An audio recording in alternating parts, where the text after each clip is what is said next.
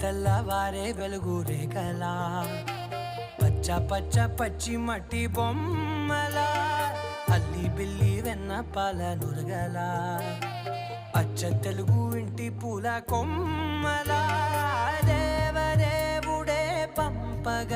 ఇలా దేవతే మా ఇంట అడుగే పెట్టెనంట బ్రహ్మ కళ్ళలో కాంతులే